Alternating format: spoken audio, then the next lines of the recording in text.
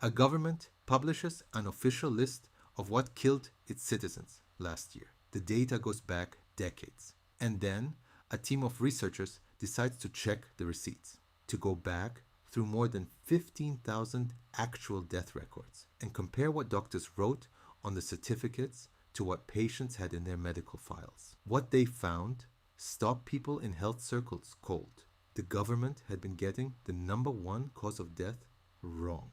Not by a small margin, by a factor of 4.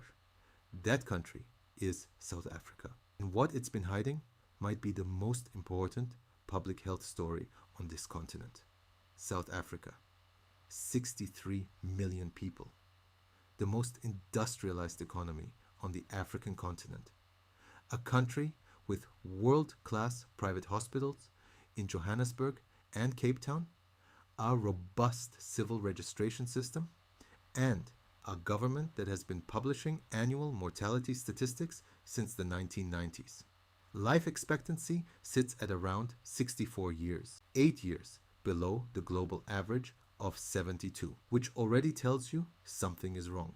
Health spending runs at roughly $575 per capita, generous by African standards, nearly 60% above the continental average. And yet, South Africa carries the largest HIV positive population on Earth, approximately 7.8 million people. That is more than the entire population of Switzerland, living with a virus inside their bodies. The country knows this. It has built the world's largest antiretroviral treatment program. More than 5.5 million South Africans are on HIV treatment today. On paper, South Africa looks like a country that has stared down one of the worst epidemics in human history and is winning on paper. The problem is what it wrote on the death certificates. Before we get into the data scandal, let me give you a true or false. In South Africa, violence and crime kill more people than any disease. Take a moment. Most people say true. The answer is false. And here's where it gets complicated, because the answer also depends entirely on which data you look at. South Africa has 2 death profiles. Here is what the official Statistics South Africa report for 2023 says killed the most people. Number 1, diabetes mellitus at 5.8% of all deaths. Number 2, cerebrovascular disease. That is medical language for stroke, which is what happens when the blood supply to part of your brain is cut off, either by a clot or a bleed. Number 3, hypertensive diseases, heart failure and organ damage driven by chronically high blood pressure, 5.2%, and so on down the list. Tuberculosis, other heart conditions, lower respiratory infections. HIV barely registers, officially recorded as the cause of just 5.7% of deaths. A total of roughly 477,000 South Africans died in 2023. If you go by those official numbers, you'd conclude South Africa is a country whose people are increasingly dying from the diseases of middle age and urbanization, diabetes and stroke, and hypertension. The same things killing people in London and Dallas. Now, here is the second profile. In April 2025, the South African Medical Research Council published the results of its National Cause of Death Validation Study. Researchers linked more than 15,000 death records from the civil registration system, the official data, to the actual medical files, hospital records, autopsy reports, clinical notes. They asked one question: does what's written on the death certificate match what is documented in the medical record? The answer was only 36.9% of the time. Nearly 2 in 3 death certificates were wrong about the underlying cause of death. And when it came to HIV specifically, the undercounting was staggering. Where Stats SA recorded HIV as the cause of 5.7% of deaths, The SAMRC's corrected analysis found the true figure was 23.3%. Nearly 1 in 4 South Africans who die is dying from HIV or AIDS-related illness. Not 5.7%, 23.3%. That is not a rounding error. That is a country that has systematically hidden its biggest killer behind a wall of stigma for decades. So, what is HIV actually doing to the body? And why, in a country with the world's largest treatment program, is it still killing this many people?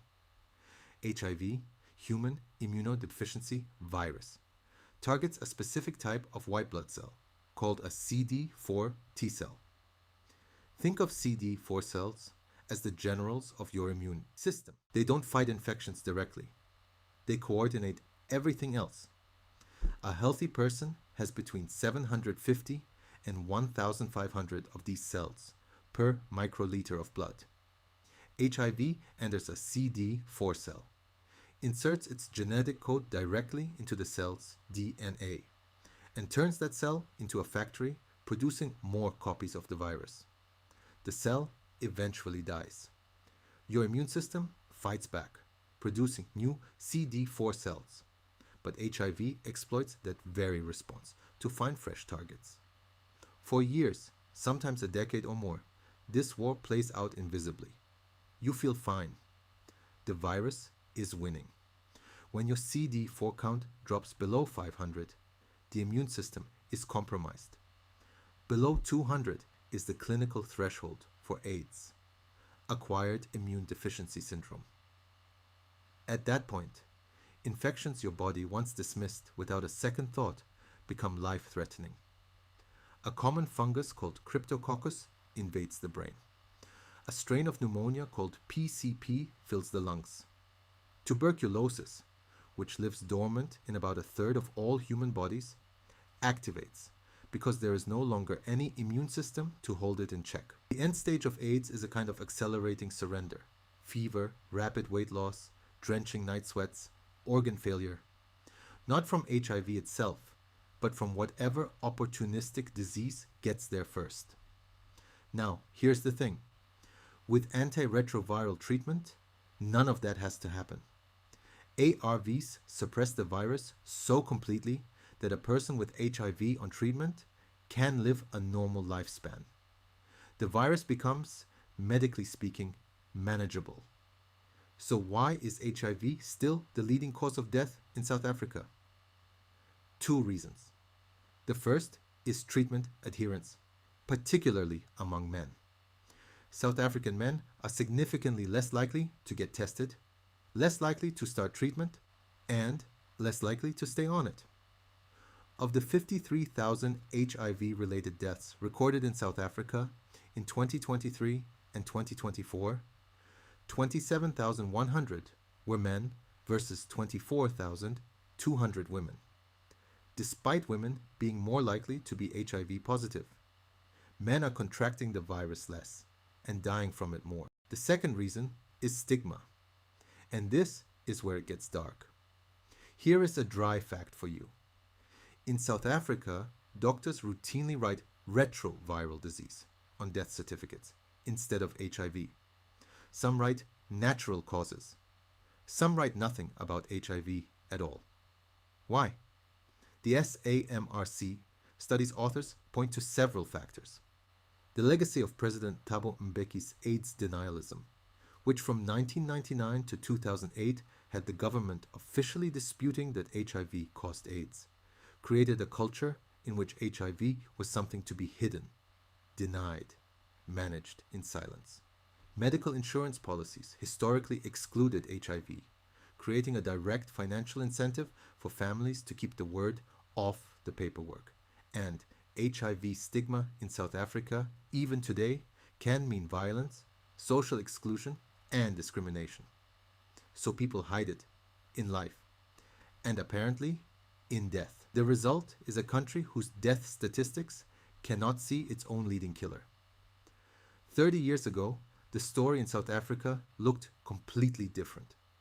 In 1990, life expectancy was 63.2 years. Reasonable, even decent by regional standards. HIV existed, but the epidemic was just beginning. Then came the crash. Through the mid 1990s, infections multiplied. By the late 1990s, people who contracted HIV in 1993 and 1994 were progressing to AIDS and dying. Life expectancy began to fall. And then came the decision that public health historians will debate for generations.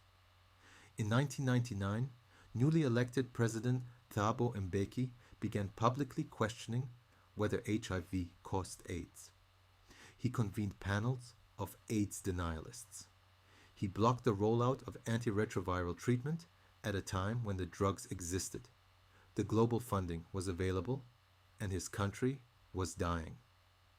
By 2004, South Africa's life expectancy had crashed to 53.2 years, a 10-year collapse in a single decade.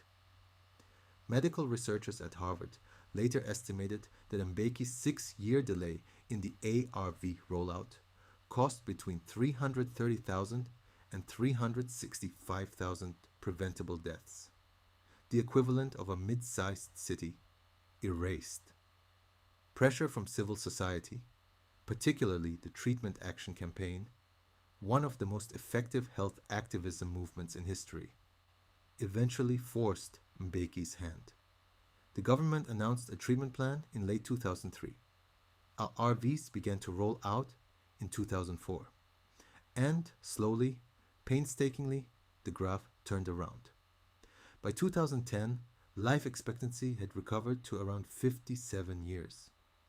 By 2023, it had climbed back to 64, still below where it was in 1990, still 8 years behind the global average, but a remarkable recovery from the depths. HIV-related deaths fell from 281,000 per year at the 2005 to 2006 peak to 53,000 in 2023 to 2024. That is an 81% reduction in death from a single cause, driven almost entirely by one policy, making treatment free and accessible. What is worsening?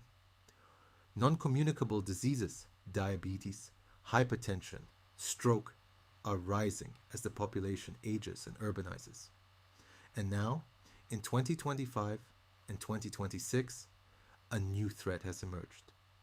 The United States has withdrawn significant PEPFAR funding from South Africa's HIV program. The organization that helped put millions of South Africans on life-saving treatment is cutting back. What the next chapter of this graph looks like depends, in large part, on what happens next. To understand just how much politics shapes mortality, compare South Africa to Botswana, two neighboring countries. Similar HIV prevalence rates. South Africa at roughly 18% of adults, Botswana at around 19.7%.